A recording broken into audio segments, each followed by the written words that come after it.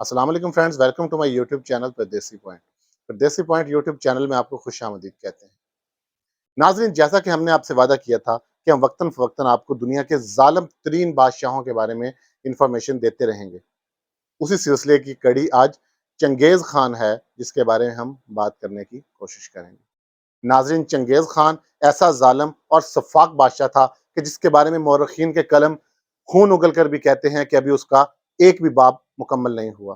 ناظرین، صحرائے گوپی کے شمال میں دریائے عنان اور دریائے کیرولین کی زرخیز زمینوں میں بہت سارے قبائل آباد تھے، جن میں سے ایک قبیلہ تھا منگول۔ ناظرین، ویڈیو میں آگے بڑھنے سے پہلے آپ لوگوں سے گزارش ہے کہ آپ کائنڈلی پردیسی پوائنٹ یوٹیوب چینل کو سبسکرائب کر دیں تاکہ آپ کو نئی آنے والی ویڈیوز کا نوٹیفیکیشن بر وقت مل سکے۔ چنگیز خان منگول قبیلے کے ایک یسوکائی نامی آدمی کے گھر پیدا ہوا اور اس کے والدین نے اس کا نام تموجن رکھا۔ تموجن کے لفظی معنی لوہار کے یعنی لوہے کا کام کرنے والے۔ اس چیز کو دیکھتے ہوئے مقامی لوگوں نے پیشن گوئی کی کہ یہ بڑا ہو کر ایک بہت بڑا جرنیل اور حکمران بنے گا۔ ناظرین، چنگیز خان کے بچپن میں ہی چنگیز خان کے والد کا اس کے دشمن قبائل نے قتل کر دیا اور اس کے باقی ماندہ لوگ چھپ چھپا کر رہنے لگے۔ چنگیز خان کی ماں بچپن سے ہی چنگیز خان کو اس کے قبیلے اور اس کے والد کی بہادری کے قصے سنایا کرتی تھی، جس کی وجہ سے چنگیز خان بہت ہی بہادر اور نڈر تھا۔ ناظرین، یہ علاقہ چونکہ برفانی تھا، اس لیے منگول لوگ گھات لگا کر 12 سنگوں کا شکار کیا کرتے تھے، ان کا گوشت حاصل کرتے تھے، حتیٰ کہ ان کا خون تک پی جاتے تھے۔ جب چنگیز خان اپنے قبیلے کا سردار بنا تو اس نے دیکھا کہ آس پاس کے تمام قبائل ایک دوسرے سے لڑ جھگڑ رہے ہیں۔ اس نے ان تمام قبائل کو ایک جگہ اکٹھا کر کے متفق ہو کر دوسرے علاقے فتح کرنے کا منصوبہ پیش کیا۔ ان لوگوں نے اس منصوبے کو بہت سراہا اور دریائے عنان کے کنارے تمام قبائل نے اس کو اپنا متفقہ سردار قبول کر لیا اور اسے چنگیز خان کا لقب دیا۔ ناظرین، چنگیز خان نے فوج کی تعمیر نو کے لیے بہت کام کیا۔ اس نے فوج کی تعمیر نو کے لیے جو اصول وضع کیے وہ صدیوں تک لوگوں کے لیے مشعل راہ تھے۔ اس نے فوج کی ماہوار تنخواہ مقرر کی، بہت ساری ٹیکنیکس متعارف کروائیں۔ ناظرین، چنگیز خان کی تلوار سے سب سے زیادہ نقصان مسلمانوں اور چینیوں کو ہوا۔ چنگیز خان نے چین کو 2 دفعہ فتح کیا، 1214 اور 1218 میں اس نے اس کی 2 ریاستوں پر قبضہ کر لیا۔ چائنیز، جو اس وقت بہت سویلائز سمجھے جاتے تھے، چنگیز خان کی منصوبہ بندی نے ان کی کمر توڑ کے رکھ دی۔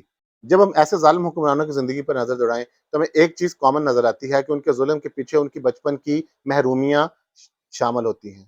چنگیز خان کو سب سے زیادہ جابر اور ظالم بنانے میں سب سے زیادہ کردار اس واقعے کا ہے جب اس کی بیوی بورتا خاتون یا بورتائی خاتون کو اغوا کر لیا جاتا ہے۔ وہ اپنی بیوی کو رہا کروانے کے لیے اس دشمن قبیلے پر بہت سارے حملے کرتا ہے۔ ناظرین، 1219 میں چنگیز خان نے کچھ علاقوں میں اپنے سفیر بھیجے، ان تمام سفیروں کو قتل کر دیا گیا۔ چنگیز خان نے اس معاملے کو عالمی سطح پر ابھارا اور دنیا کو فتح کرنے کے ارادے سے وہ نکل کھڑا ہوا۔ اس واقعے کے بعد اس نے شمالی چین اور سینٹرل ایشیا کے کئی علاقے فتح کر لیے۔ ناظرین، اس ظالم بادشاہ سے انسان تو کیا، علم بھی محفوظ نہ تھا۔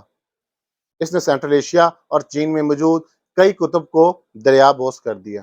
ناظرین، کچھ ٹیکنیکس ہمیں دیکھنے کو ملتی ہیں کہ اس نے 6000 مربع کلومیٹر پر کیسے قبضہ کر لیا۔ اس میں سب سے سر فہرست ہے اس کی رفتار۔ اس نے پیدل دستے ختم کر کے اپنی فوج کو گھوڑوں کے اوپر منتقل کر دیا تھا اور ہر فوجی کے پاس 3 گھوڑے تھے۔ جب ایک گھوڑا تھک جاتا تو وہ اس کو ذبح کر کے اس کا خون دوسرے گھوڑوں کو پلا کر اس کو تیار کر کے اس کے اوپر سوار ہو جاتے تھے اور اس طرح وہ کئی دن اور راتیں چلتے رہتے تھے۔ اور دوسرا، منگول یا تتاری ایسے پہلے لوگ تھے جو گھوڑوں کے اوپر بیٹھ کر تیر چلا سکتے تھے۔ دنیا اس ٹیکنیک سے اس سے پہلے واقف نہ تھی۔ ناظرین، چنگیز خان جب بھی کسی علاقے کو فتح کرتا تو اس میں قتل ہونے والے لوگوں کی کھوپڑیوں سے مینار بنایا کرتا تھا۔ یہ اس کا مشغلہ تھا اور اس کی کھوپڑی کا پیالہ بنا کر اس میں شربت پیا کرتا تھا۔ بعد ازاں اس کی اولاد میں ہلاکو خان نے کئی دہائیوں تک کھوپڑی میں شربت پینے کی روایت کو برقرار رکھا۔ ناظرین، 1227 میں جنگی مہم کے درمیان یہ زخمی ہوا اور زخموں کی تاب نہ لاتے ہوئے یہ اس دنیا سے چل بسا۔ اس کی موت کے متعلق بہت سارے مفروضے ہیں، جیسے کہ یہ شکار کر رہا تھا اور گھوڑے سے گر کر زخمی ہوا اور ان زخموں کی تاب نہ لاتے ہوئے یہ چل بسا۔ ناظرین، چنگیز خان کی تلوار سے قتل ہونے والے لوگوں کی تعداد لاکھوں میں نہیں بلکہ کروڑوں میں ہے۔ اس کی وصیت کے مطابق اس کے بیٹوں نے اس کے خزانے کے ساتھ اس کو نامعلوم مقام پر دفن کر دیا۔ سن 2004 میں اس کی قبر دریافت ہوئی اور لوگوں کو اس کا جاہ و جلال معلوم ہوا۔